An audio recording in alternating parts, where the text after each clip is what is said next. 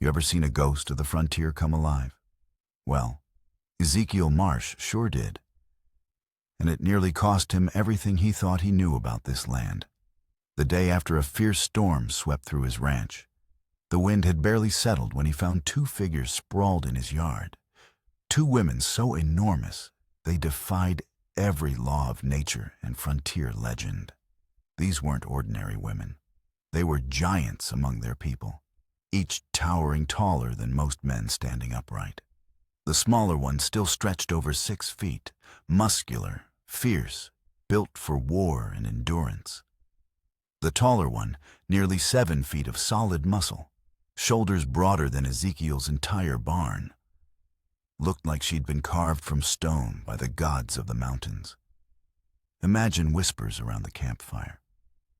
Stories of Apache warriors so colossal, they were nothing short of legends.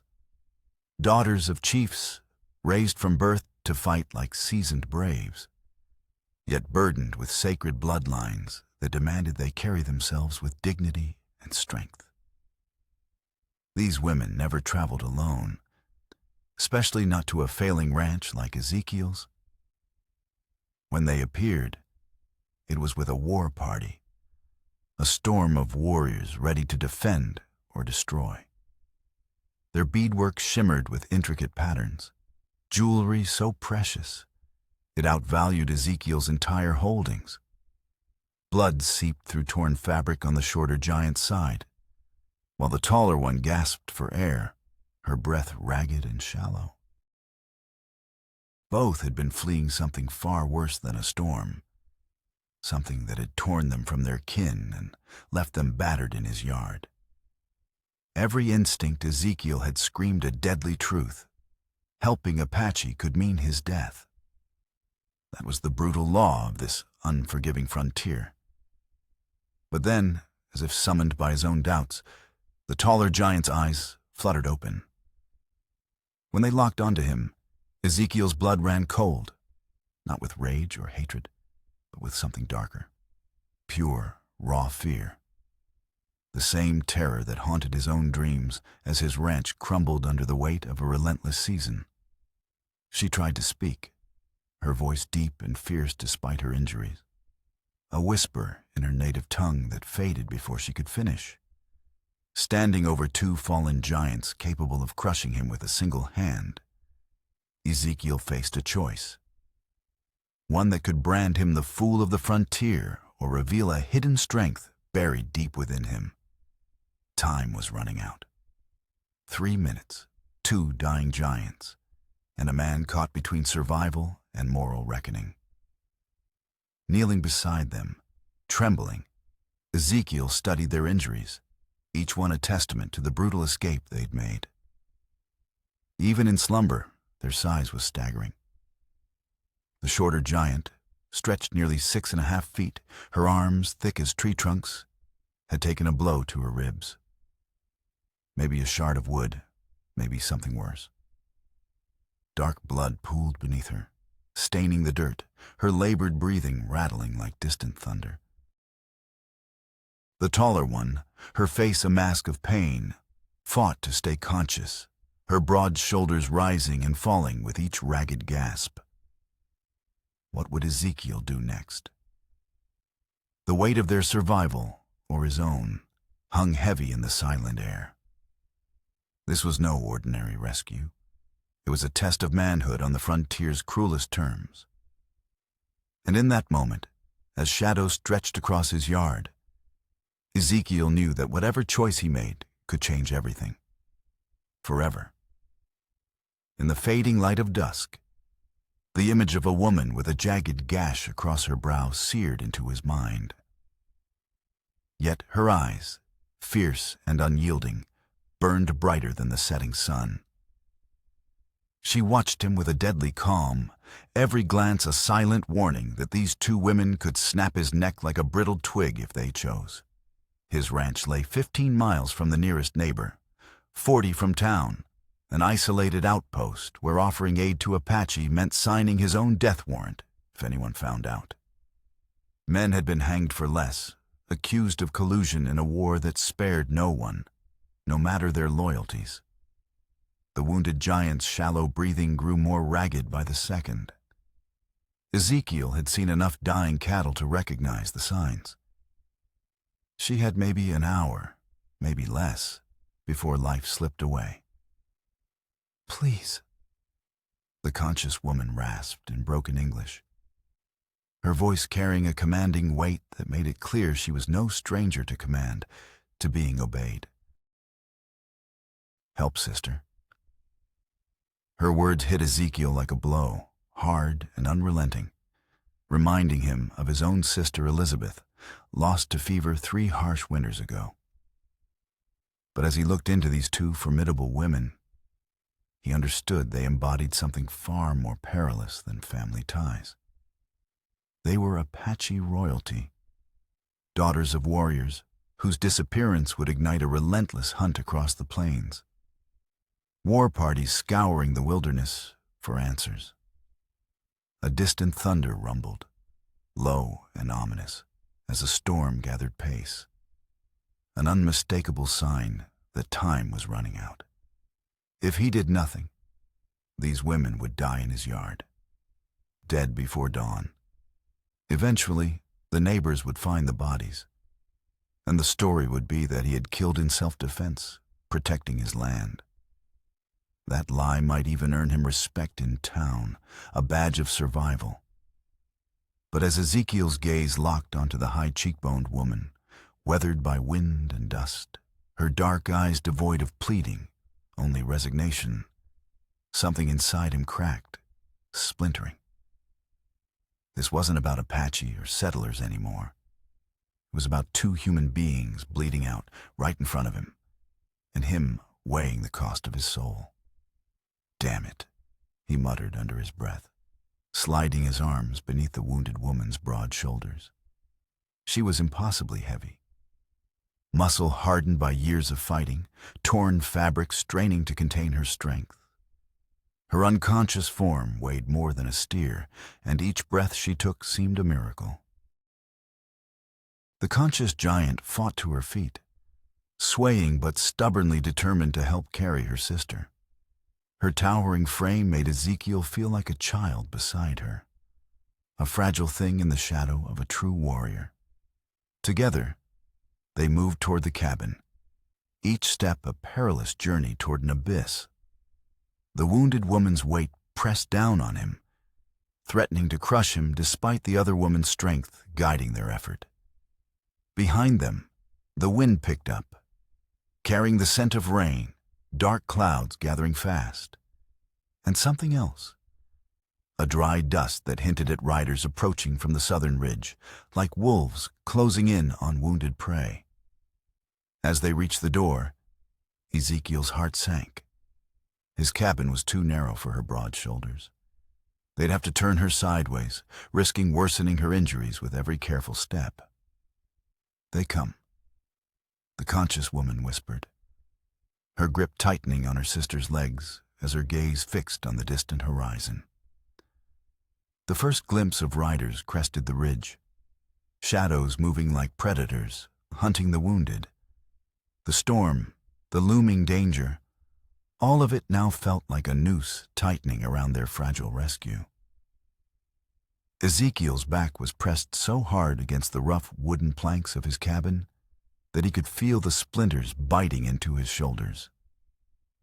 Through a narrow crack in the shutters, he stared out at 5 Apache warriors seated silently on their horses, their eyes fixed like predators scanning the valley below.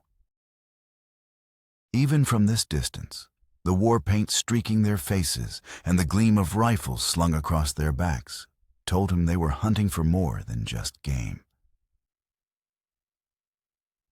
They were hunting for blood. Even from this distance, he whispered to himself, voice low but tense. I can see the streaks of crimson in their paint, the cold steel of their rifles ready to fire. Beside him, a woman who had introduced herself as Ayana sat with a torn cloth pressed against her sister's bleeding side, her jaw clenched tight. Your sister, Ezekiel murmured, voice barely audible. What did she do? Why are they after you?" Ayana's face hardened as she pressed the rag into her sister Itel's wound. The woman's voice was strained, but steady as she explained. Itel spoke against marriage. The chief's son wanted her as his wife. She said no. The weight of that simple refusal hit Ezekiel like a punch to the gut. A woman turning down a sacred promise, and now both sisters marked for death or capture. He thought about his own life, his freedom to choose, to walk away from a deal or a duty he didn't want. These women had no such luxury. From his vantage point, he saw the lead warrior lift his hand, a silent command, and point directly at his cabin. The blood trail from the bloodied cloth, the scattered footprints, had led them right here. They'd found him. "How many bullets you got?" Ayana asked softly, her hand instinctively checking the worn knife at her belt, though her fingers trembled. Ezekiel quickly counted his rounds. 12 for his rifle, 6 for his pistol. Knowing it was a slender margin against 5 seasoned fighters who knew this terrain better than he ever would. "Not enough," he admitted grimly. Just then, the feverish flicker in Etel's eyes grew more distant. Her eyelids fluttered, glassy and half-closed, her voice a whisper in a language he didn't understand. She spoke rapidly to her sister, urgent despite her weakness. Her words a plea, or perhaps a warning. Ayana's expression darkened with each word. "What did she say?" Ezekiel demanded, his voice sharp. "She says the warrior's not here for us," Ayana replied slowly, her voice measured. "But for you." The word struck him like a blow. What could they want with him? He'd never stolen land, never murdered a soul. His ranch sat on land bought legally from the territorial government. Though he knew well enough that such papers meant little to those who believed the land was theirs by right of blood and spirit. Why me? That question echoed in his mind as Ayana studied his face with those piercing, dark eyes. Eyes that seemed to weigh his very soul, measuring whether he could handle what was coming next. Outside, the warriors began their slow descent toward the cabin, moving with the quiet, deadly patience of hunters stalking prey. Then Ayana paused, her gaze fixed on the distance, and spoke in a voice that made the hairs on his neck stand up. 3 moons ago, a girl was found near the river, half drowned, burning with fever. White man brought her to our village, left her with medicine and food. Never asked her name, never demanded payment. She fell silent for a moment, watching his face for recognition. The echoing thundering of hooves drew closer, like a storm on the horizon. Ezekiel's gut clenched as a cold realization sank in. This wasn't about the women he'd just pulled from danger. No, this was about a debt he'd never known. A shadow from his past come roaring back with a vengeance. The stakes had just been raised to a deadly pitch, and he knew it. Outside his door, the pounding of horses ceased abruptly. Then, a voice, rough and commanding, speaking in Apache, cut through the silence like a blade. It demanded, authoritative, unyielding. Ayana's fingers found his arm, warm, firm, a silent anchor in the chaos. "What you do next?" she asked softly, her voice trembling but steady. "Decides whether you walk out as friend or fall as enemy." The door shuddered under a heavy fist. Then a voice called out in broken English, loud and unmistakable. "White man, we know you're inside. Come out now." Ezekiel's hands trembled as he gripped his rifle, knuckles white with tension. Beside him, Ayana helped her sister sit up against the rough wooden wall, both women bracing for whatever storm was about to break. Idol's face was pale, but her eyes burned with fierce resolve, her gaze fixed on the door like a warrior ready to face death. He whispered to himself, "If I step out, they might kill me. If I stay inside, they'll burn us all alive." The weight of the choice pressed down like a mountain. Ayana's voice broke through his fears, firm and unwavering. "No, burn. They test your courage, not seek war." But the words felt thin, fragile as a dying ember. Then another voice, younger, sharper, more aggressive, joined in. "You help women who oppose the chief's son. That makes you enemy of the Apache people." Ezekiel saw the trap clearly now. If he admitted to aiding Ayana and Itel, he sided with those who defied the chief's heir. If he denied, he lied to warriors who'd already seen enough to know the truth. Either way, death waited just behind the door. Yet, then Ayana spoke again, her voice softer, but no less urgent. "Tell them the truth about River Girl. Say your name." She was asking him to claim the blood debt, to stand up and be counted as the man who had saved the chief's daughter all those months ago. It was a gamble, betting his life on the memory of a 14-year-old girl, trusting that her father's honor was greater than politics, that loyalty still mattered in this brutal land.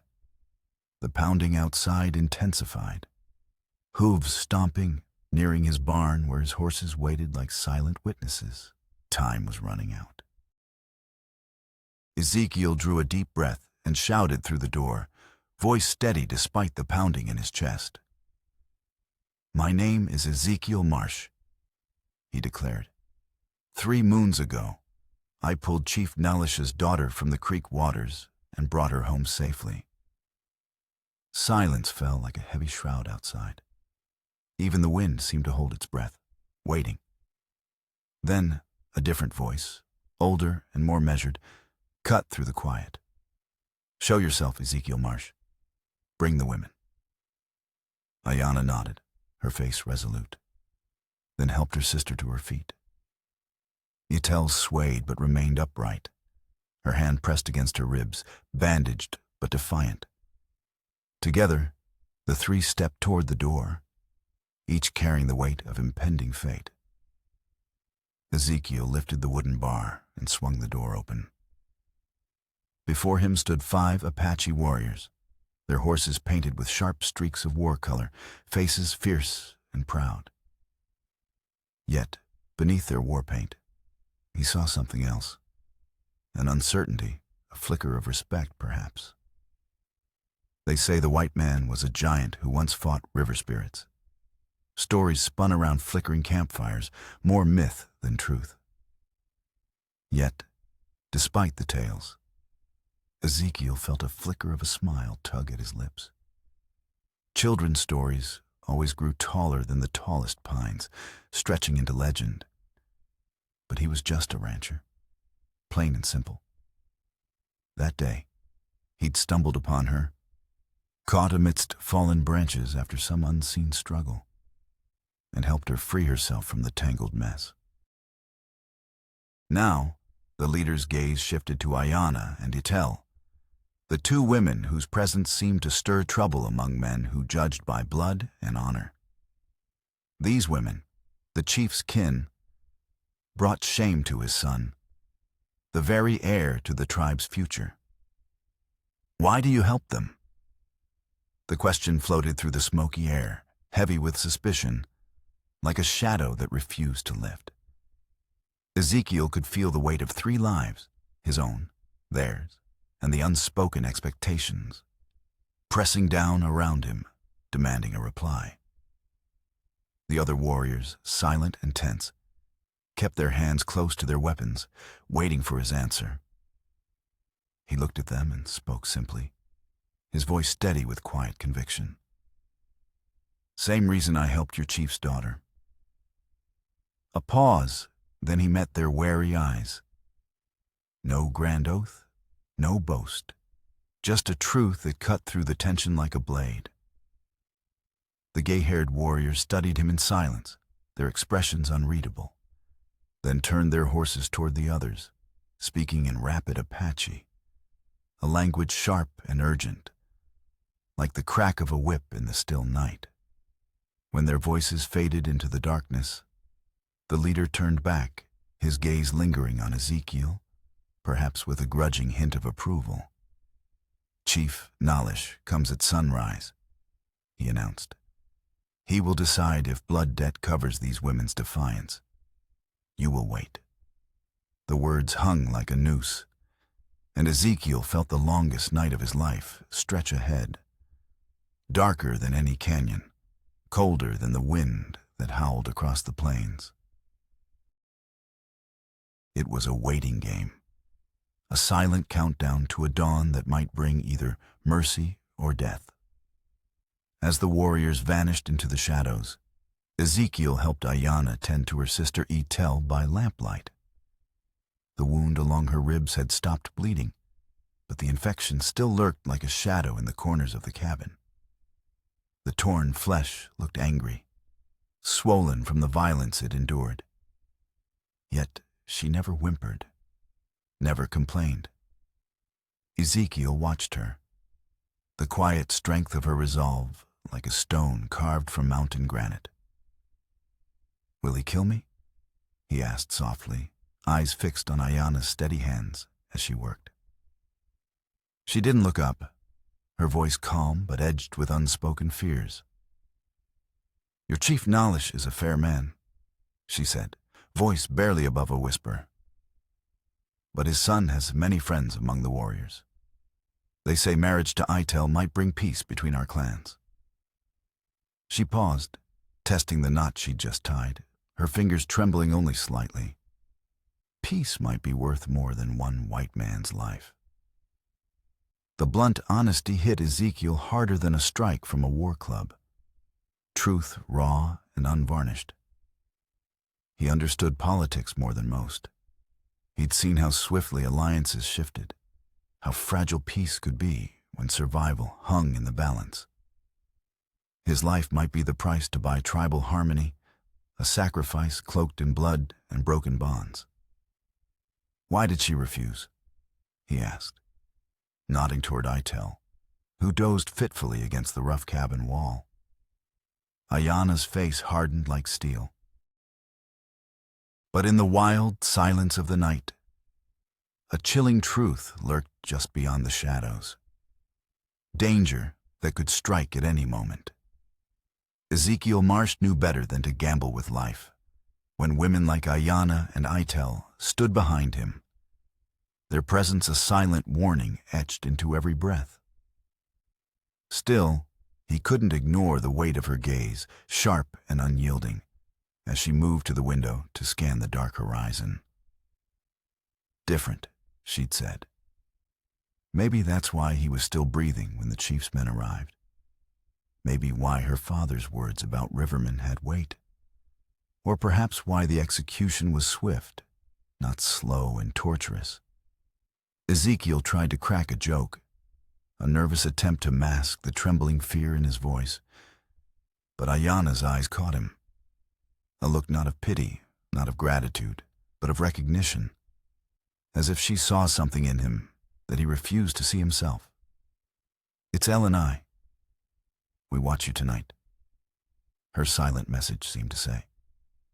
"Watch your steps, your thoughts, your choices."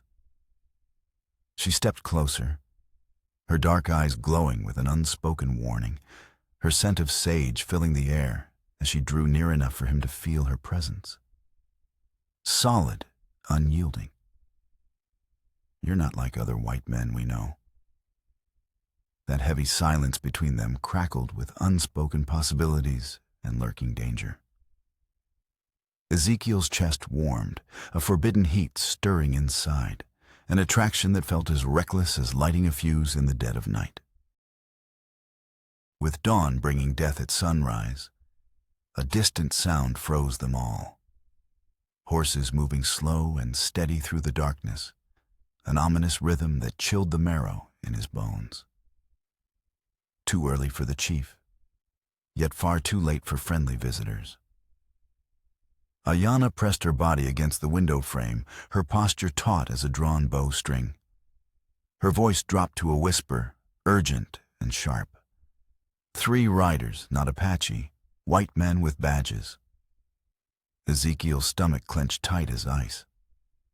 If settlers had caught Apache women hiding in his cabin, morning's confrontation with Chief Nailish would seem like child's play in comparison. Outside, a voice called out, familiar and cold, slicing through the night. "Marsh, we know you're in there. Come out slow, hands where we can see him." Deputy Marshal William Kane stepped into the flickering lamplight, his badge catching the glow like a warning flare in the darkness. Behind him, 2 lawmen spread out across Ezekiel's yard, their hands resting casually on their gun belts, eyes sharp and wary. "Marsh, we got reports of Apache in this area," Kane declared, voice firm with the weight of federal authority. "Tracking parties say they headed your direction after hitting the Morrison Ranch." Ezekiel's blood ran cold, a sudden icy grip clutching his insides. If the Morrison place had been struck, the settlers' fury would be unleashed. Every Apache found would be shot on sight, no questions asked. His mind raced. What if they found Ayanna or Itel? The danger was a noose tightening around his neck, and he could feel it. Behind Kane, Ezekiel sensed Ayanna's massive frame tensing in the doorway. Her muscles coiled like a predator ready to spring, nearly 7 feet of fierce warrior. Wounded or not, more dangerous than all 3 lawmen combined. Itel remained motionless against the wall, her towering form barely restrained, her muscles taut with barely contained fury despite her injuries. Ezekiel stepped outside, pushing the door closed behind him, feeling small and fragile in the face of their combined strength. His body was a weak barrier against the storm of violence waiting just beyond. Blood dripped like a dark promise into the dirt, pooling beneath the shadows of the evening sun. Ezekiel's eyes darted to one of Kane's men, who immediately knelt to scrutinize the stains with a careful, almost clinical eye. "Just a scratch," Ezekiel muttered, voice smooth as silk. "Caught my arm chopping wood. The axe slipped on wet timber." But Kane wasn't buying it. His cold gaze sharpened, demanding, "Show me the cut." Ezekiel's mind spun faster than a tumbleweed in a gale. He could fake an injury, maybe carve a fresh wound with his own blade. But Kane was no fool. A federal marshal's trained eye could tell the difference between old scars and fresh blood, between truth and lie. The deputy called over, inspecting the dark patches marring the earth, his brow furrowed. "This ain't from a single person." "Different patterns, different amounts," he said, voice low. His gaze shifted to the muddy impressions near the bloodstains. "And these footprints. Look at these. They're enormous. Bigger than any settler's boot I've seen in these parts." Kane's eyes darkened as he studied the massive tracks. Clear signs of the Apache sisters. Towering figures whose footprints seemed to shake the very ground they pressed into. His voice cut through the silence, cold and commanding. "What kind of folk have you been sheltering here?" Ezekiel's throat dried, sweat beading on his brow as he struggled to keep his composure. "Don't know what you mean," he said, though the tremor in his voice betrayed him. Kane's hand drifted to his pistol, fingers tightening around the grip. "Step away from that door," Kane ordered. "We're searching your place." Ezekiel's mind raced. He knew the rules didn't matter out here, not when the law was a gun and a badge. "You got a warrant?" he asked, voice steady but edged with defiance. Kane's eyes flickered with contempt. "Don't need one when hunting Apache killers," he snapped. "Stand aside." Time was running out. He had mere seconds before they'd find Ayanna and Syl, the giant sisters. If they discovered the women, it would mean certain death for all three. Those fierce Apache, Ezekiel himself, and anyone foolish enough to harbor enemies of the land. Yet, just as Cain stepped toward the cabin's threshold, Ezekiel made a gamble, a desperate hope flickering in his chest. "Wait," he called out, voice urgent. "You're right, there are Apache here. 2 women, badly injured. They came seeking help." Cain's pistol swung sharply toward him, eyes blazing with suspicion.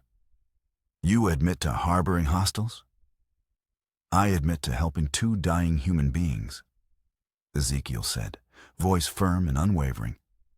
"Same as I'd help anyone in need." The lawman's face twisted with disgust, a sneer curling his lips. "Apache sympathizer, you'll hang for this, Marsh." Behind the door, the faint rustling of movement signaled the sisters preparing for a fight, muscles tense, ready to strike. But before chaos could erupt, a distant voice shattered the tense silence, urgent, sharp. A rider's cry from the ridge, approaching fast from the north. Cain's eyes flicked upward, wary. The darkness hid how many were coming. But the sound of pounding hooves grew louder with each heartbeat. Cain's hand instinctively dropped, weapon forgotten for a moment. "More federal agents," he muttered grimly. "Too dark to see how many.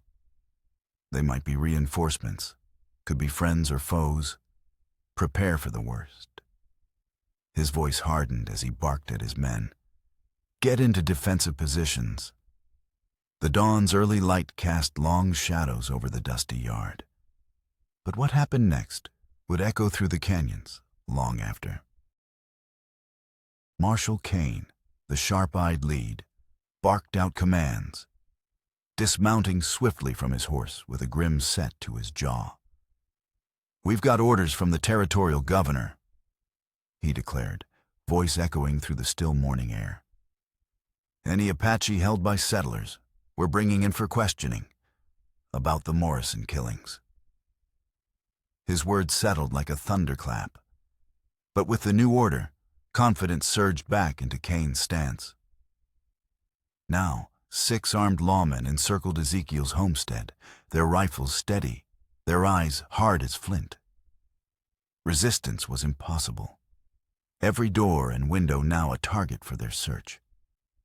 "Search every building," Cain ordered, voice cold and commanding. "Bring out anyone you find." Ezekiel's chest tightened, a sinking realization clawing at his stomach. His own confession, spoken in desperation, had sealed their fate. Before long, Ayanna and Itel would be uncovered, and all 3, him, the girls, would either rot in a cell or be cut down in the dirt. But then, against all expectations, Ayanna stepped out of the cabin voluntarily, her massive silhouette filling the doorway like a mountain rising from the earth itself. Even the seasoned marshals hesitated, stepping back involuntarily. They'd never seen an Apache woman of her size and presence. Her stature, nearly 7 feet tall, radiated a silent command, her every move a deadly ballet despite her injuries. "I am Ayanna," she announced, her voice clear and unwavering in perfect English. "Daughter of Chief Nalish." Her words cut through the tense silence. "This man saved my sister's life when she was dying. Apache law protects those who show mercy to our people." Her sister, Itel, emerged behind her, her own formidable frame, muscular, tall, unyielding, casting long shadows across the yard, making the marshals exchange uneasy glances. These weren't ordinary Apache villagers.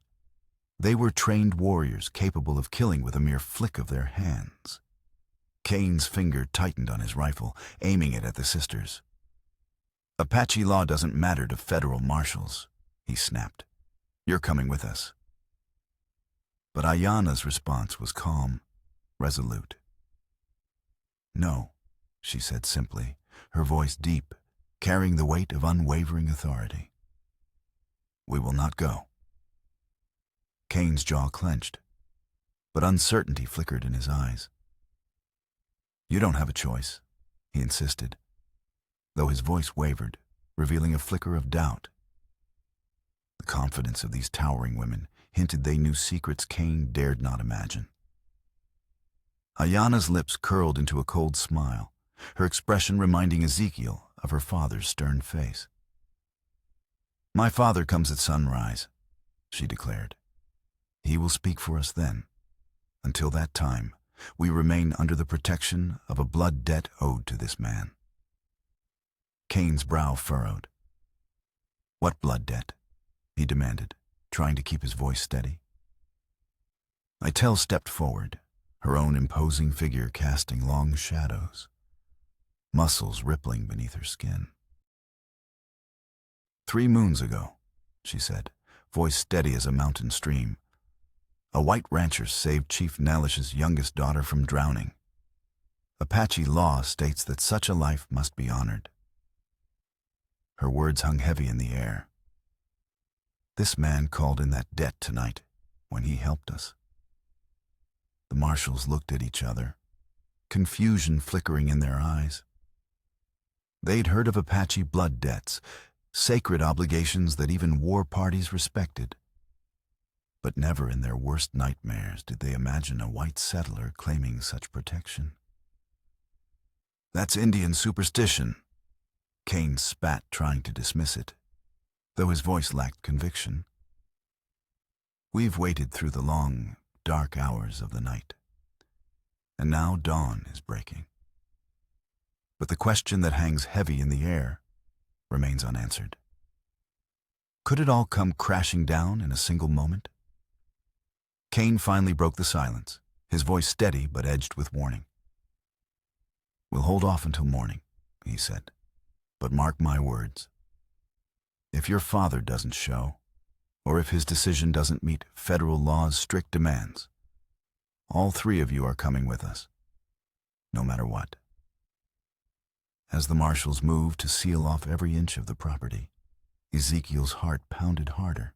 Now, everything depended on what Chief Nalish would decide when he finally arrived, riding in with his son. Those towering sisters, the giants of the frontier, had bought them one fragile night. But morning's light would bring judgment, and with it, the potential for life or death to hang in the balance. Ayanna stepped closer, her commanding presence filling the space like a fortress of muscle and resolve. Her voice was soft, yet unwavering.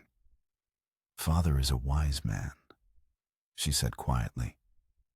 "But even wisdom sometimes demands hard, painful choices." Ezekiel looked at the armed men encircling his homestead, their guns glinting in the dawn's early light.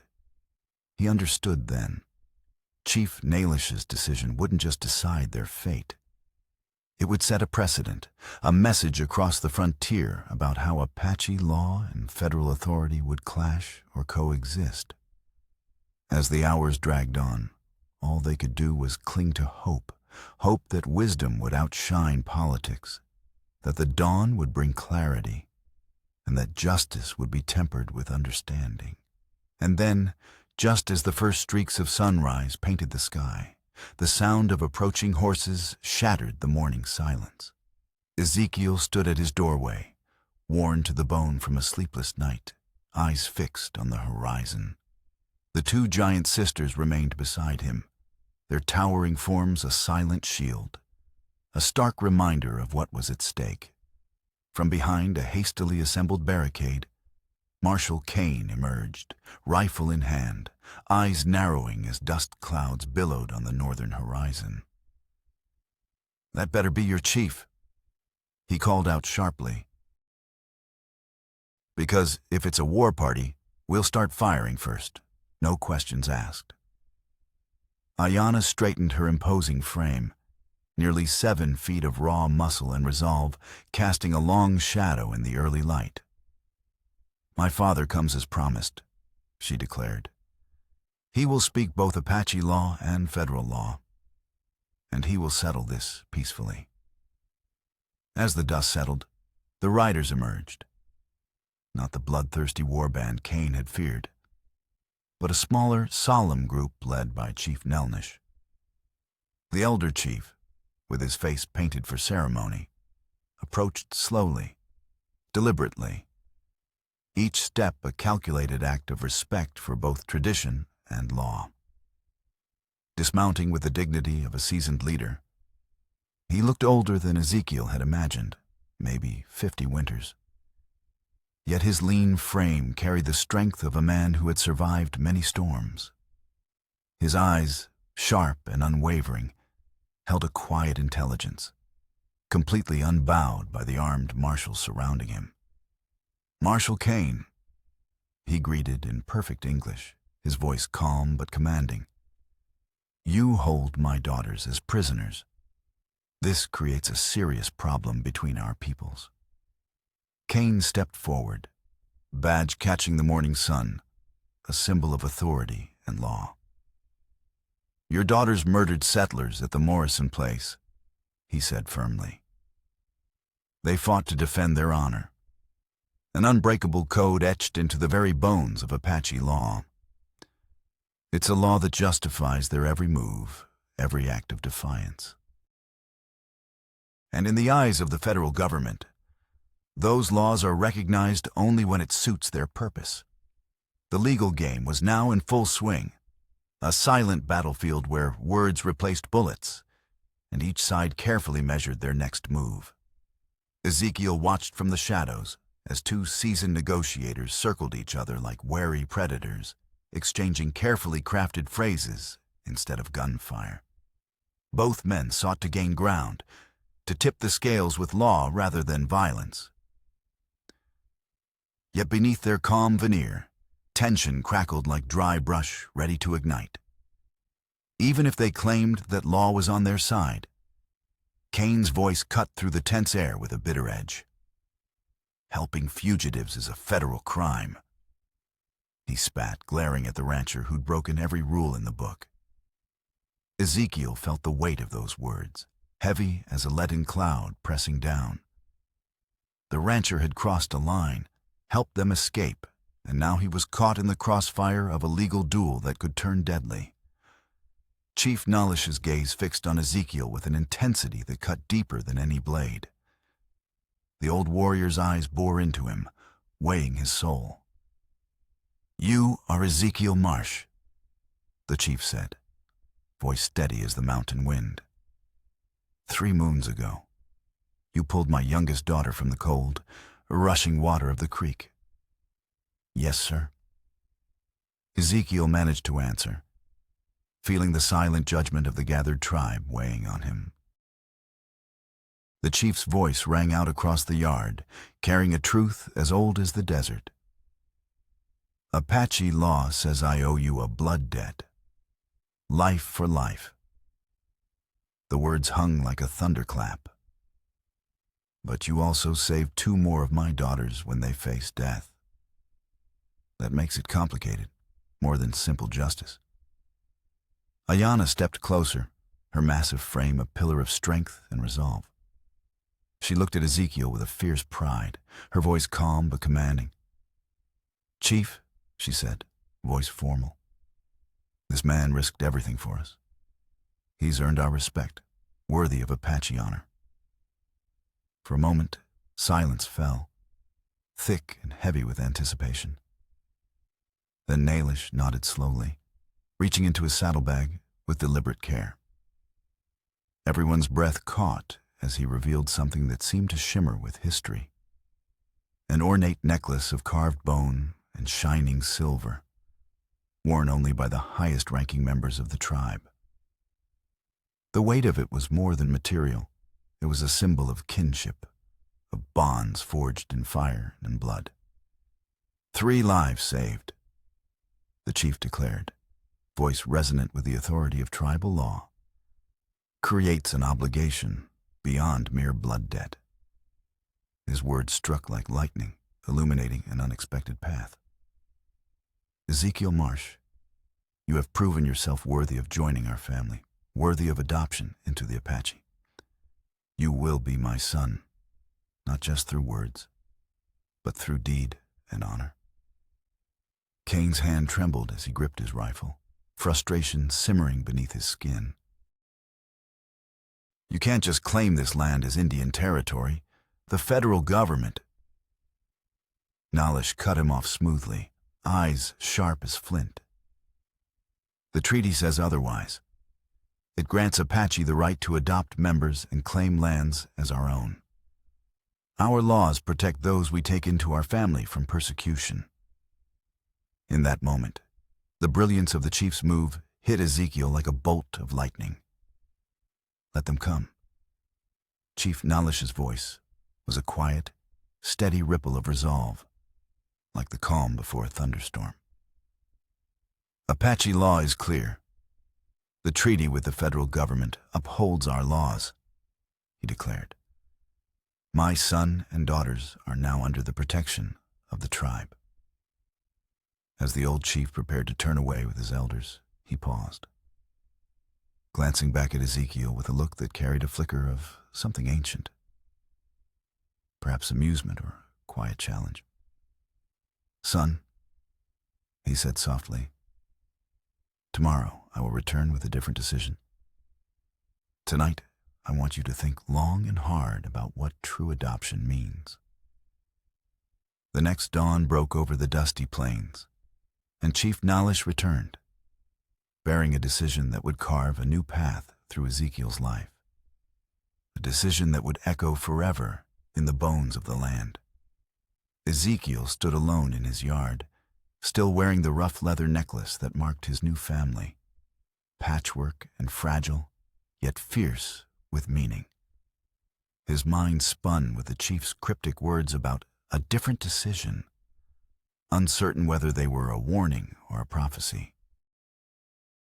Beside him, Ayanna loomed like a mountain carved from shadow and steel, her towering frame casting long, dark silhouettes across the cracked earth as she watched her father and the elders approach. The month since his adoption had been a whirlwind. His failing ranch transformed into a bustling trading post, a hub where Apache families came to barter and exchange under the protection of federal law. The giant sisters had proven invaluable. Ayanna's formidable strength and sharp wit smoothed negotiations that might have otherwise turned hostile, while her imposing presence kept trouble at bay. Heavy lifting and construction that would have taken Ezekiel weeks were made swift and effortless under her watchful eye. Yet, success carried a price he hadn't foreseen. Each day working beside Ayanna, she moved with deadly grace despite her enormous size, her dark eyes gleaming with intelligence, an unspoken magnetism that pulled at his heart. She was no longer just his sister by law. She was something more, something forbidden. Under Apache law, such bonds were sacred, protected by rules that could mean death for violation. Yet, her presence haunted his thoughts, her strength and quiet wisdom stirring feelings he couldn't deny. Her towering figure made every conversation feel momentous, every glance a silent challenge. The day before, Etel, the wise old woman, had observed, "You struggle with this, Ezekiel. Adoption is meant to protect, but sometimes it becomes a cage." Her own 6.5-foot frame made her words heavy with meaning. Some protections, she warned, could turn into prisons. Now, as Chief Nalish dismounted from his horse with ceremonial dignity, Ezekiel wondered if the old man had somehow sensed the impossible tangle he'd woven. "My son," the chief began, voice deep and steady like the rolling thunder over distant mountains. "You have honored the spirit of adoption. The people see your worth, your protection of those who need shelter and safety." He paused, eyes locking onto Ezekiel's, as if weighing the weight of unspoken truths. "But I am an old man," he continued, "and sometimes solving one problem only creates another." His gaze shifted to Ayanna, who stood like a sentinel beside Ezekiel, her powerful form a silent testament. "When I made you brother to my daughters," the chief said softly, "I thought I had settled the matter of law. Imagine a verdict that could shake the very ground beneath your feet. A decision so bold, it rewrites the rules of honor, family, and law on the frontier." That's exactly what unfolded in a dusty Apache village, where tradition and territory clashed in a storm of raw emotion and unyielding resolve. It all began as the village elder, her voice deep and steady like the rolling thunder over the mesas, stepped forward to speak. "Chief," she announced with unwavering resolve, "I choose to speak." Her words cut through the dry desert air, clear and commanding. "Speak then, daughter," replied Chief Nalish, his tone calm but edged with anticipation. Her voice, resonant and unwavering, carried across the yard, echoing the weight of countless generations. "Brother has shown honor beyond any white man I've ever known. His heart is true, his bravery proven in fire and blood." Yet she paused, her gaze locking onto Ezekiel's eyes, revealing a silent, unspoken truth. Then she delivered a startling declaration, one that would send ripples through the entire territory. "My heart sees him not just as brother, but as a man deserving a different bond." The chief's face softened into a smile, a flicker of that same calculating expression that had once frozen federal marshals in their tracks. "Apache law has a solution for this," she said softly. "A brother who proves himself worthy may be released from the family by the chief's word, if the kin agree." Her eyes shifted to a nearby cell, where Ezekiel's fate hung in the balance. "Now, younger daughter," she called, voice steady and unwavering. The towering girl, Etel, straightened to her full formidable height, muscles rippling beneath her traditional dress. Without hesitation, she declared, "I release Ezekiel Marsh from brotherhood. He has earned the right to carve his own path." Her grin widened, transforming her imposing features into something fierce and joyful. "And my sister has waited long enough for happiness." Chief Nalish's voice rang out, commanding and final. "Then I speak last," he announced, echoing through the valley with authority that left no room for doubt. "I release Ezekiel Marsh from adoption. He is no longer my son by law." Silence fell, thick as the dust in the air. "But then," he added with a hint of a challenge, "if he chooses, he can become my son through marriage, if my giant daughter agrees to have him." What followed was a wedding unlike any other in the territory's history, a blending of Apache tradition and territorial law, forging a union that was legal in both worlds. Federal authorities, still smarting from their earlier defeat, could only stand and watch as Ezekiel married into one of the most powerful Apache families in the entire territory. Witnessed by Yadel, the ceremony echoed with laughter and joy, her voice ringing across the valley as she celebrated her sister's newfound happiness. Standing nearly 7 feet tall in a traditional wedding dress, Ayanna was a sight that stole everyone's breath. A towering figure of beauty and deadly grace. She chose love over duty, defying expectations and rewriting her story. The trading post, once destined for failure, flourished beyond all hopes. The sight of the 2 giant Apache sisters working side by side with Ezekiel became legendary. A symbol of strength and unity that drew settlers from hundreds of miles away. They came to see the women who towered over most men and outworked any trio of ordinary hands. Meanwhile, federal investigators, stunned by the political and cultural implications, finally backed down when Washington realized the immense value of peace and prosperity on this frontier. If these tales have sparked your curiosity, then don't hesitate. Click on the video flashing on your screen right now. Dive into another gripping story from the wild frontier, where the line between bravery and fate blurs in ways that will leave you guessing.